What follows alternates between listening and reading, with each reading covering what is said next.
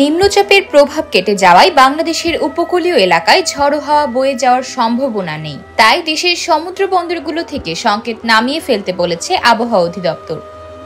মঙ্গলবার সকালে আবহাওয়াবিদ মোহাম্মদ বজলুর রশিদ স্বাক্ষরিত সামুদ্রিক সতর্ক বার্তায় এ তথ্য জানানো হয়। এতে বলা হয়েছে, উত্তর বঙ্গোপসাগর এবং তৎসংলগ্ন বাংলাদেশের উপকূলীয় এলাকায় ঝড়ো হাওয়া বয়ে যাওয়ার সম্ভাবনা নেই। তাই চট্টগ্রাম, কক্সবাজার, মোংলা ও পায়রা সমুদ্র বন্দরকে সংকেত নামিয়ে ফেলতে বলা হয়েছে। রাজধানী সহ দেশের সব বিভাগে হালকা থেকে মাঝারি ধরনের বৃষ্টি বা বজ্রসহ বৃষ্টি হতে পারে বলে জানিয়েছে আবহাওয়া অধিদপ্তর। এছাড়াও ৩ বিভাগে রয়েছে ভারী বৃষ্টির সম্ভাবনা। এছাড়া ঢাকা, রাজশাহী ও খুলনা বিভাগের কিছু কিছু জায়গায় এবং রংপুর, ময়মনসিংহ, সিলেট, বরিশাল ও চট্টগ্রাম বিভাগের 2-1 জায়গায় অস্থায়ীভাবে দমকা হাওয়া সহ হালকা থেকে মাঝারি ধরনের বৃষ্টি বা বজ্রসহ বৃষ্টি হতে পারে।